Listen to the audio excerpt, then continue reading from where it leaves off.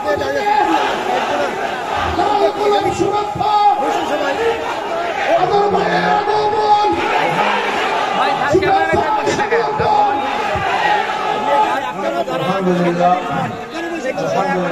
রাব্বিল আলামিন والصلاه والسلام على سيد المرسلين وعلى آله وصحبه أجمعين।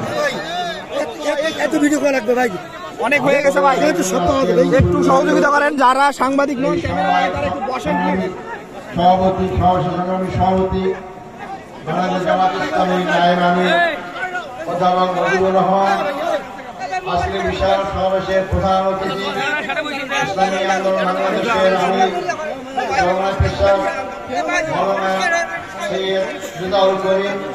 অন্যান্য নেতৃবৃন্দ, সমস্ত ভাই বন্ধুগণ, আসসালামু আলাইকুম রহমতুল্লাহি ওয়া বারাকাতুহু। আমি খুব অল্প সময় কথা বলবো। আমি তো আপনাদের অঞ্চলের ছেলে, আমার অনেক সময় দেখা হবে ইনশাআল্লাহ। এই জন্য আমাদের প্রধান অতিথিকে সময় দিতে চাই, আমার সভাপতিকেও সময় দিতে হবে। আমরা আসলে এই প্রোগ্রাম শেষ করবো ইনশাআল্লাহ। আপনারা শুনেছেন 3টি ফাঁসির দণ্ড নিয়ে আমি কারাগারে ছিলাম, যে কোনো মুহূর্তে আমার ফাঁসি কার্যকর করা হবে। কিন্তু আমাদের রংপুরেরই ছেলে আবু সাইদের জীবনদান মধ্যে যে গণবিপ্লব শুরু হয়েছিল, যার পরিসমাপ্তি 24-এর 5ই আগস্ট, তারপরে মুক্তির পথ সুগম হয়। মুক্তি আজকে আমি আপনাদের সামনে হাজির হওয়ার সুযোগ পেয়েছি, আলহামদুলিল্লাহ। সংগ্রামী ভাই বন্ধুগণ, বাংলাদেশের মূল সমস্যা কি? আমাদের দেশের মূল সমস্যা দুর্নীতি। আমাদের দেশের সম্পদের কোনো অভাব নেই, আমাদের অভাব দুর্নীতিমুক্ত সৎ নেতৃত্বে। আমরা যারা বিগত 54 বছরের ক্ষমতায় দেখেছি, তারা দুর্নীতির পাওয়ার করেছে। সম্পদের অভাব এই জন্য নেই, 15.5 বছরে লক্ষ হাজার কোটি টাকা বিদেশে পাচার করা হয়েছে। দেশে সম্পদ ছিলই বলে পাচার করা হয়েছে। আজকে যদি সৎ নেতৃত্ব আমাদের সমাজ রাষ্ট্রে কায়েম হয়, বাংলাদেশ 3 থেকে 5 বছরের মধ্যে দুর্নীতিমুক্ত হলে বিদেশি সিঙ্গাপুরের মতো নয়, তার চেয়ে অনেক অনেক উন্নত বাংলাদেশ হতে পারবে ইনশাআল্লাহ। আমাদের দেশের মূল সমস্যা, আমরা সুশাসন পাইনি। যারাই যখন ক্ষমতা এসেছে একদলীয় শাসন কায়েম করেছেন, অন্যের অধিকারকে কেড়ে নেওয়া হয়েছে। আমাদের আরেক সমস্যা আমাদের বিচারহীনতা, আইনের শাসন নেই, এমনকি আদালত পর্যন্ত আমরা নিয়ন্ত্রণ করেছি।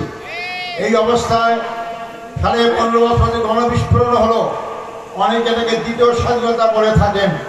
কেন বলা হয়? আমরা শুধু দুঃশাসন থেকে মুক্ত পাইনি, আমরা বিনা বিচারের কাছ থেকে মুক্তি পাইনি, আমরা আধিপত্যবাদী শক্তির হাত থেকে সম্পূর্ণ মুক্ত হয়েছি। আগামী নির্বাচন আমাদের জন্য অত্যন্ত গুরুত্বপূর্ণ। এই নির্বাচনে আজকে সারা বাংলাদেশে 8 দলের নেতৃবৃন্দের সফরের মাধ্যমে গণজোয়ার সৃষ্টি হয়েছে। আমাদের বিশ্বাস আগামী নির্বাচনে জনগণ ইসলামপন্থী দেশপ্রেমী এই শক্তিকে বাছাই করে নেবে ইনশাআল্লাহ। আমি তাই বলতে চাই, যারা আজকে আমরা আপনাদের সামনে হাজির হয়েছি, তারাই যদি আমরা দায়িত্বপ্রায়ী সরকারের, আমি রংপুরের সন্তান হিসেবে তাদের কাছে দাবি রেখে যেতে চাই। আমরা রংপুরের সন্তান, এই রংপুর সবসময় সব সরকারে আমরা অবহেলিত হয়েছি এবং আমরা বৈষম্যের শিকার হয়েছি। তারা দায়িত্ব করে অবশ্যই এই বৈষম্যের অবসান ঘটাতে হবে। আমরা তিস্তা মহাপরিকল্পনা এটা আজকে বাস্তবায়ন করা হচ্ছে না, অনেক শক্তি আজকে বাধা দিচ্ছে, যার কারণে আমরা ভারত থেকে তিস্তার মাধ্যমে ন্যায্য হিস্সা পাচ্ছি না। আমাদেরকে শুকিয়ে মারার ব্যবস্থা করা হয়েছে। যারা এই দায়িত্ব গ্রহণ করবেন, এই তিস্তা মহাপরিকল্পনা বাস্তবায়ন করতে হবে। আজকে ফারাক্কাবাদ দিয়ে উত্তরবঙ্গের 4 কোটি মানুষকে ক্ষতিগ্রস্ত করা হয়েছে। এর থেকে দেশকে বেরিয়ে আসতে হবে। দেশে মানুষ পরিবর্তন চায়। 24-এর 5ই আগস্টের পর পরিবর্তন শুরু হয়েছে। সেই পরিবর্তনকে স্থায়ী রূপ দিতে হলে আগামী নির্বাচনে আপনার মূল্যবান ভোট, মূল্যবান জায়গায় আপনাকে ফেরত মারতে হবে। 8 দলের পক্ষ থেকে যারা যেখানে যে মাকায় নির্বাচন অংশগ্রহণ করবেন, আমাদের সবার পক্ষ থেকে তাদের সমর্থন থাকবে।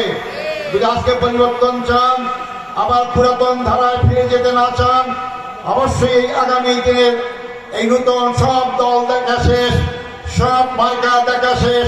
আমরা নতুন ভাবে এই নতুন মার্কাগুলো দেখতে চাই, যারা ক্ষমতায় গিয়ে দেশকে নতুন ভাবে পরিচালিত করবেন। সম্পূর্ণ আধিপত্যবাদ বিরোধী শক্তি আজকে ক্ষমতায় গেলে আমরা আমার দেশ আমি শাসন করতে পারবো, বাংলাদেশের জনগণই শাসন করতে পারবো। কারো ডিক্টেশনে কারো দাদাগিরিতে বাংলাদেশ চলবে না।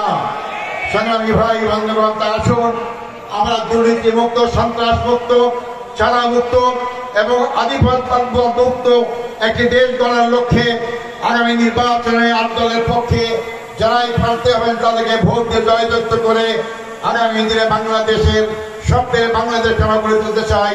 আল্লাহ হাফেজ। বাংলাদেশ জিন্দাবাদ। আসসালামু আলাইকুম রহমতুল্লাহ।